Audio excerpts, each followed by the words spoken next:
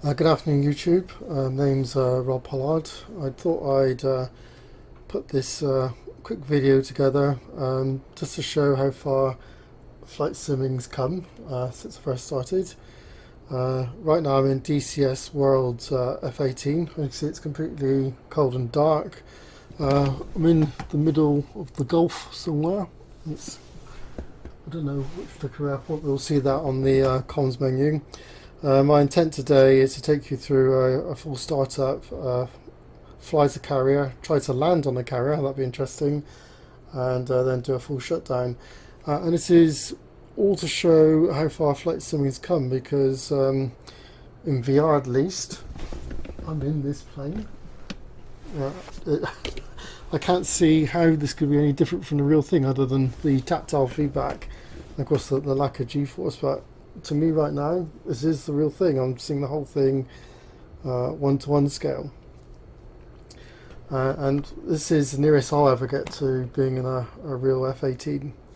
So anyway, what we'll do, I'll take you through the startup procedure. It won't be per the numbers per se, it's kind of my own modified procedure, and we'll take it from there. So first thing I need to do is flick on the battery, which is down here. This battery's on. And the next thing you normally do is turn on the APU, and what that is, it's a mini jet engine that's used to power various systems. But before we can do that, we need to test the fire circuits, and there's two of them, so let's do the first one. Engine fire left. Here we go. Engine fire left. Engine fire right. Engine fire right. APU fire. APU fire. And this is going to go through all the various Bleed tests. air left. Bleed air left. Bleed air right. Bleed air right. Cool, so that's the first fire circuit. We then need to check the second one because it's a very important circuit. Because obviously if anything goes wrong with the APU, as a pilot we want to know. Engine fire left. And here's the second circuit. Engine fire left. Engine fire right. Engine fire right. APU fire. APU fire. Bleed air left. Bleed air left. Bleed air right. Bleed air right. Cool, so all those alarm checks are now complete, so we're now actually going to start up the APU. Here we go. So it's a mini jet engine that will generate power for us. When this green light comes on, we know we're good to go.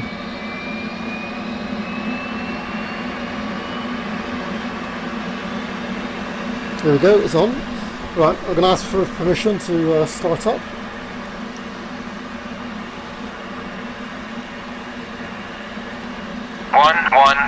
Request startup. 111. Cleared for startup. Wind 305 at 9 meters per second. Cool, we've been given clearance to start up. Now in the F18 you always start out the right hand engine first. So let's do that. And we're waiting for its speed to get to about 25%, which you can see on there where the blue cross is. That's there, and then take the throttle out of the stop. There we go. And that should now run up.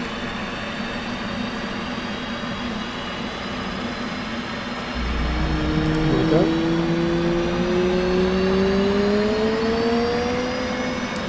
And whilst that engine's running up, we check hydraulic pressure down here, and that's looking good. Right. Roll left. Roll left. As things are getting a bit noisy now, I'm just going to shut the canopy.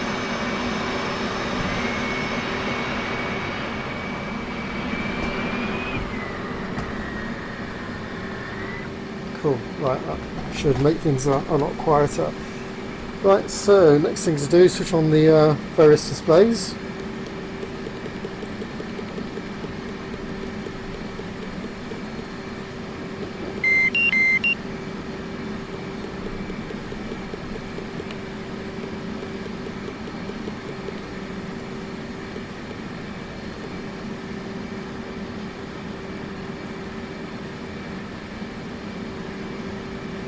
And they should be coming on.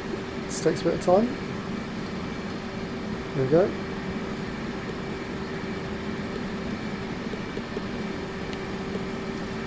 What I'll do is I'll turn on the landing approach lights Cool, so that's all up. Next thing I tend to do is switch on the radar to standby to get it to warm up. And the other thing I'm going to do is get the INS warmed up by setting it to ground. Now the INS is the navigation system for this aircraft. Quite important, but it takes a little bit of time to warm up. That's why I get that done now. Right, so that's those bits done. Next thing I'm going to do now is start up the the left-hand engine. Again, waiting for 25% there. Just right here, it's spooling up. And then we take the throttle out of the stop. There we go. That should spool up now. And as it spools up, we're looking for the hydraulic pressure, which has already jumped up into bounds. There we go. Cool. Right. Other bits and bobs I tend to do now. Both edges are running. The fire test we did earlier will stop bleed air, so we need to re-enable that. Take that round. Cool. We now have bleed air. Let's put some panel lighting on. That's what we're doing. Cool. So the next thing to do is the flight control system bit test, and that basically tests all your flight surfaces, and for that we click that, and normally you'd hit a button on the right here and a button on the front there, but I can't do both at the same time with VR, so I've mapped one of them. So what I'm going to do, hit the first button on my throttle and click the button. You can see the lights come on. You should see the control surfaces doing their thing, which is cool. And when that light goes off, those tests will be complete. That's the APU shutting down. Cool. Excellent. All surfaces stop. So that's the bit test done for that. Next thing I do is reset the SCS and then set for takeoff trim. And of course we're going to put on OGPOGs, which is the oxygen that we're going to need on the ejection seat. We're almost there. A few other bits and bobs to do. Switch on the HSI. Now that's saying it's okay, which means that the INS is aligned. So we can now switch that over to nav. Right, a few other things we need to do. We need to uncage the backup artificial horizon. There we go, it's uncaged. Also set the altitude warning, which we're going to use for our carrier landing. That tends to be 375. There we go. That's about right, so that's set. And now we're going to set up our radios and various other bits and bobs. So enable TACAN, enable ILS.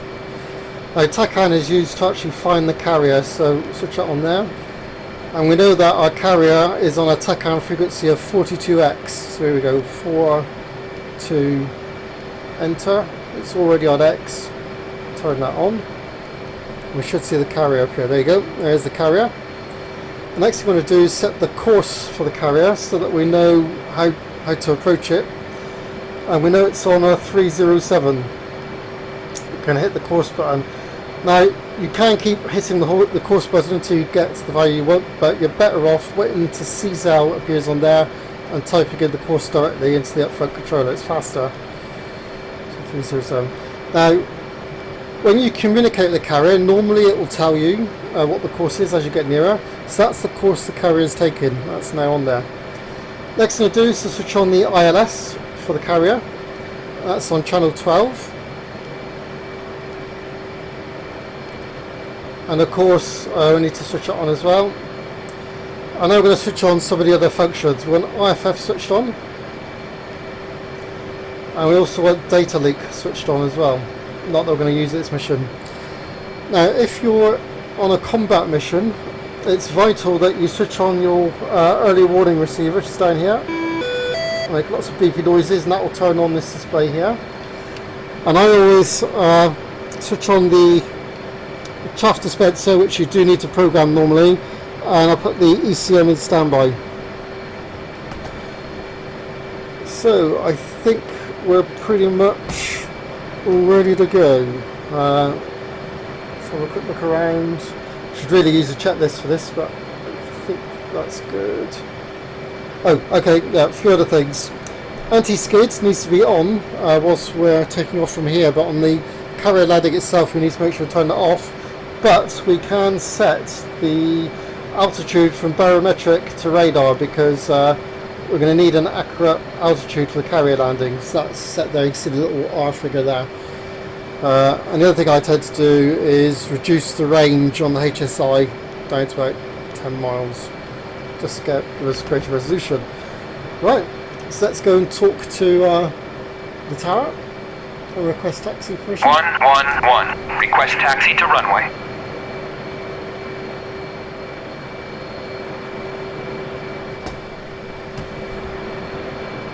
111, clear to taxi to runway 30, path 1. Okay, we have our taxi permission now.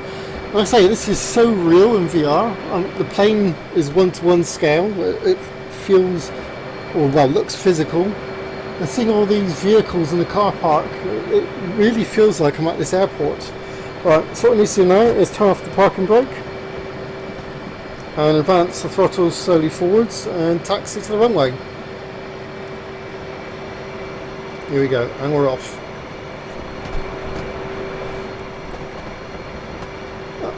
And this is such a long way from when I first started doing flight simming back in the 80s with Sinclair Flight Sim. And then I guess a lot more recently, in terms of the F18, I used to play Jane's F18, and that was actually modelled a little bit better than this one in terms of systems modelling. But it never had VR, so you never had the feeling that you were in a real aircraft, whereas here I genuinely feel I'm in the aircraft. In fact, the first time I drove on this airport, I actually waved at the cars on the road, because it really tricks you into thinking you're there, even though you're not. Another thing of VR compared with other systems like Track IR is it models your head movement 1-to-1, and that means that flight can be quite physical in that if I want to look behind me, I've got to literally pick myself out of the seat and look behind. So it's it can be very physical even without the G-forces. Just going to check our weight, because we need to be about 33,000 pounds or less to land on the Courier. 32,000, perfect. And back to our SCS menu. Cool. Alright, coming up to our turn off, let's just slow down a little bit with the toe brakes.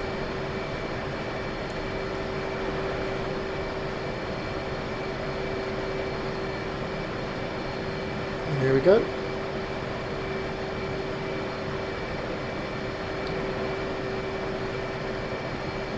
As we approach the runway, we'll stop just before we get onto the runway and ask for permission to take off.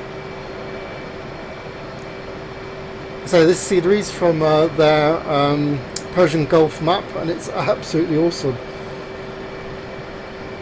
Right, we'll stop there. Time to ask the tower for permission to take off. 111, request takeoff. 111, you are cleared for takeoff and ready. Climb 300 at QFE 29.82. Excellent, we have permission. Check, make sure no aircraft are incoming. Looks clear. Let's head on to the runway.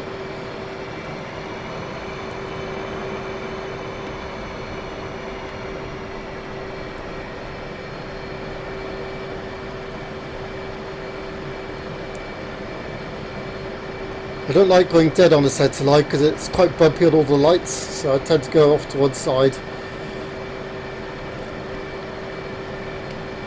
Right, a few more checks to do. Let's get ourselves strapped in. It's done. Other thing I need to do is flaps to medium. It's down. Sure, down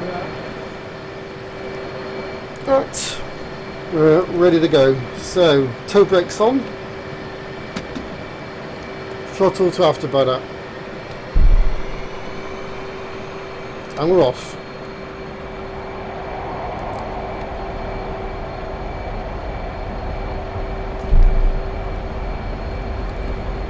Positive rate of climb, gear up, flaps up. Let's have a look behind us.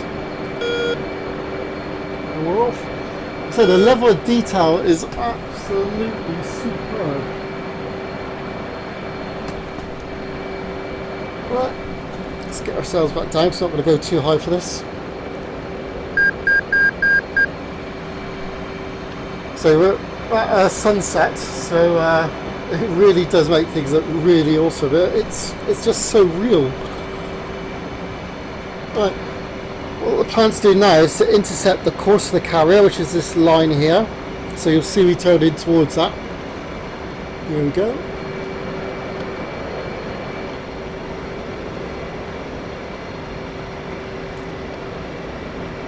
Another thing is we got a strong side wind, so what I like to do is cage the HUD, and in cage mode it puts that in the centre as opposed to there. You must remember though to uncage on your final approach, otherwise it can mess it up, and I always forget to do that, so let's hope I don't forget this time. Right, we just need to contact the carrier now so that we know we're inbound. Change your frequency to the carrier. Let's have a word.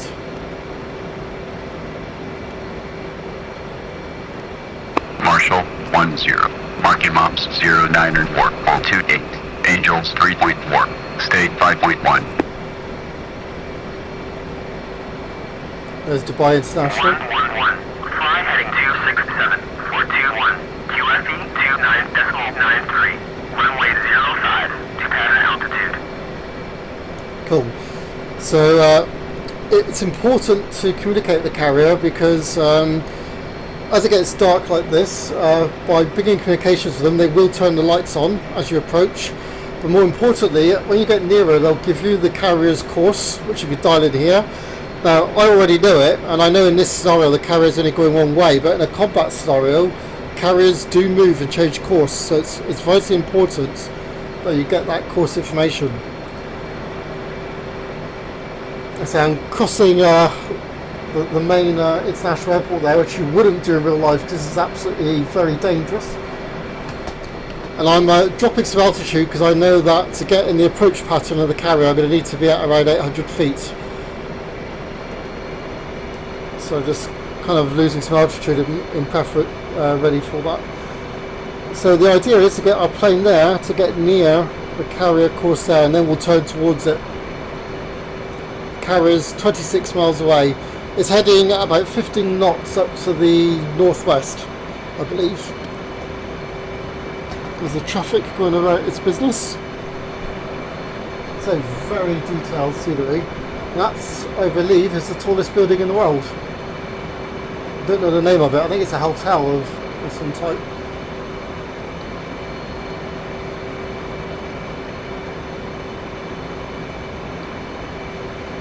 How are we doing?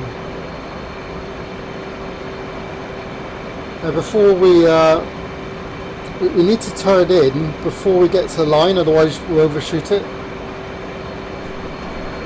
This is absolutely stunning, and for those that have never played in VR, it makes such a massive difference to the feeling of flight. I mean, for a start, you've got real depth perception. I can see how high off the ground I am. But also, because of the depth perception, the plane appears as a separate entity from the surrounding scenery. It's just not one generated picture on a computer monitor. And of course, I'm sat directly in it. I'm right inside this plane. It feels completely real. And for those that doubt that realness, there was a well-known snooker player, Ronnie O'Sullivan. They put him in VR in a pool game. And he did a face plant on the ground because basically he tried to lean on a non-existent table, and that's how real things look in VR. They really trick your mind into thinking you're there. And of course, unlike a monitor, I'm seeing everything at 1:1 scale. I have a true appreciation for the size of this aircraft. Right, so we're now heading towards the course intercept line.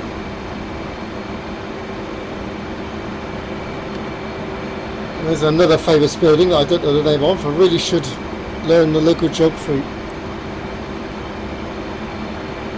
And the the detail on the sea in DCS is just awesome. It takes sea state into account and all sorts.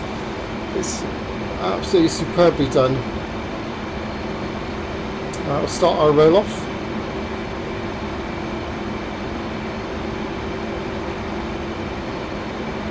On here. What I'm going to do now, I'm just going to drop some altitude down to the case 1 approach altitude, which is around 800 feet. Farewell Dubai.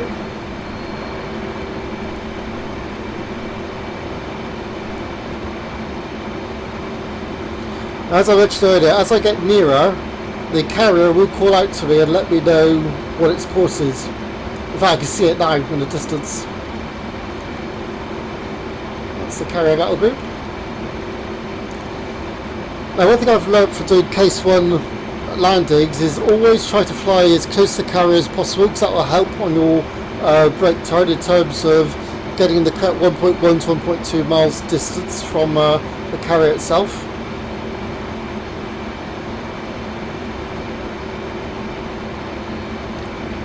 So it is there. Now, on the way in, our primary job is to look at the carrier deck and make sure it isn't fouled. But also, yeah, let's turn anti-skid off, because you don't want that for a carrier landing.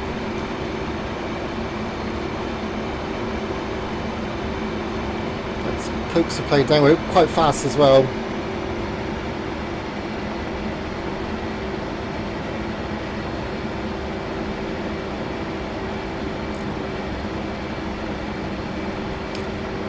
So approximately the approach altitude for a case 1 approach. There's the carrier at a distance. Like I say, what we're going to do is eyeball the carrier to make sure the deck isn't fouled. Now, one tip that they recommend you do this at 350 knots, but I actually recommend you come into the pattern at around 300, so it will make getting on speed on the downwind leg a lot easier to do. You can see the ILS cross, but we're not actually landing on this section. We're actually just getting ready for the downwind leg of a case 1 approach. Lost a bit of height there. It is hard to talk and concentrate at the same time. It's not something I'm very good at, so you have to bear with me on that. So here's our carrier task force. 10, There we go. Tower, Roger. BRC 307. Signal is Charlie. So the carrier has reported BRC 307, which we know already, but like I say, in a combat situation, they can move around a bit, so you need to get that bearing. Right, so here I'm flying as close as I can get to help with the turn later on. And we're going to look at the deck to make sure it's clear.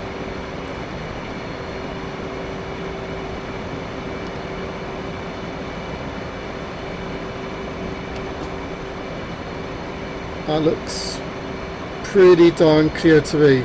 Okay, cool. So now we're waiting till we're around 1 mile, as indicated by this part of the HUD there, and then we'll make our brake turn. Like I say, if you approach it at 350 knots, you'll probably need your air brake, but I always enter it lower. Here we go, and now brake turn. Now you want to do G's roughly equal to 1% your speed, or 10% your speed, sorry. There's the marine carrier. So flaps full down, gear down, hook down. Right. Now we've got to concentrate on getting ourselves on speed and on angle of attack, which is always a tricky bit.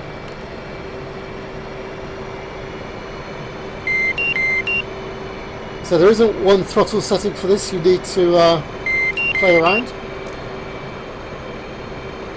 Right, I'm going to wait till we see the roundel of the ship, which is about there, and make our turn. This is a much gentler turn, and we're trying to stay on AOA.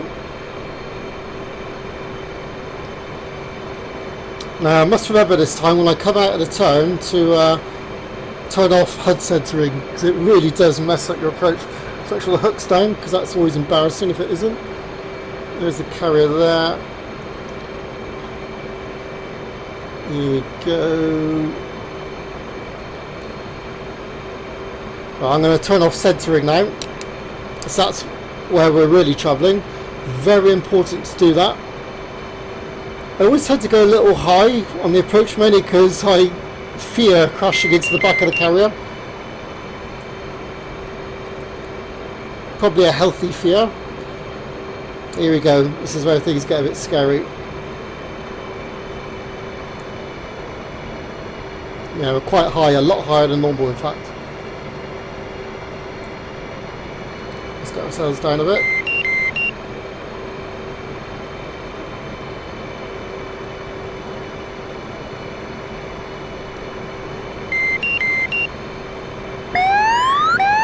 That's our height warning, so that's still in the groove. We're pretty much on height now. So my glide slope needs a lot more work. This part's always really scary in VR. And full throttle. So that way if you bolter, you can fly off.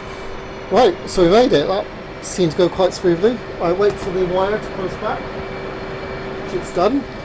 So next thing I'm going to do is hook up, and then we're going to get the wings stowed, and then get out of the way, because planes land on here quite often, and if you're on a multiplayer server, the next plane could be quite literally sort of 30 seconds behind you, so you must clear the landing area. Make sure the wings are coming up, which show. Alright, that's good. So this feels so real in VR. I can't see how flight simming could get any better. Right, on the main brake. Cool. So we've got the main wheel brake on. So that's my carrier landing, which I think didn't go too badly. What we're going to do now is I'll show you how we, or how I shut the cockpit down. So first thing I normally do is turn off all the bits and bobs that don't need to be on. So RWR goes off, ECM goes off, chaff dispenser goes off, radar goes off. In real life I think you'd put your radar to standby before landing, but I forgot to do that. I'm going to turn the INS off. So those systems are now off, and what I tend to do next is take the oxygen off, unstrap that, disarm the ejection seat, and what we're going to do is shut down the left engine by pulling the throttle back through the stops. So the left engine will start to power down, and what we're looking for is a hydraulic decrease here. And the way to do that is to move your control surfaces around. What that tends to do is get a lot of the hydraulic pressure out of the system. So we're looking for this gauge to drop down to 0 for the left engine.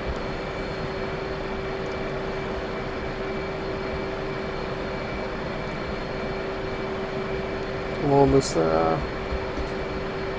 It does take a bit of faffing around with various flight controls.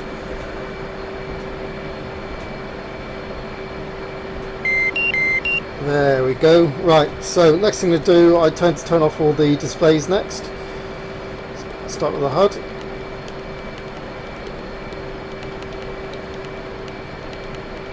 The HUD's off. Turn off the map display. Turn off the right hand MFD and the left hand MFD. Let's turn down the cockpit lights, ready for the next pilot.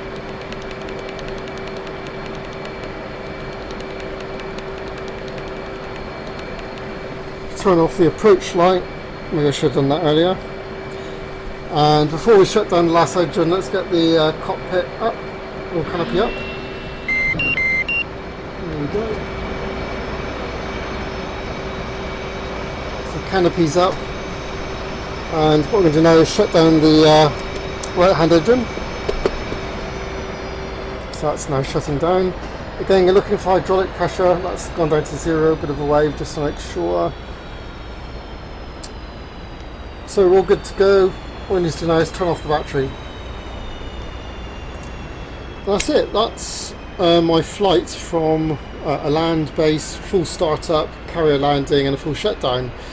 And I guess the purpose of this video is to show you how far flight sims have come in terms of systems fidelity. Every button I've pressed in this F18 are the buttons I press in the real one. I mean, I might as well be in a real F18. It's amazing. Now, the carrier landings, I made that look easy, but trust me, it needs a lot of practice to get that to go right. Now, I have been to sea in real life before and seen things like phalanx Gatling guns, and this just looks so real. I really feel like I'm at sea. And, you know, sort of sit here and watch the carriers and other ships go by. It's that relaxing. So, I'm hoping you enjoyed the video, but the key thing I want to get across is that we live in an age where we can simulate full fighting systems like the F18 on a home computer, and with the aid of VR we can make it appear that it's real, or as real as it's going to get. In fact, the only thing missing, he says the only thing, but the two things that are missing are you've got no chance of dying for real, so that's why the real pilots and aviators, they do a really good job, and also there's no G-forces, and of course G-forces make a massive difference, but other than that it's pretty much identical to the real thing. In fact, I'm pretty certain if the US Navy, heaven forbid, ever got me one of their real F-18 simulators, I reckon I could fly it without making an ass of myself. So, but I'll see if anyone takes you up on that offer. Anyway, thank you for watching. Hope you enjoyed the video, and goodbye.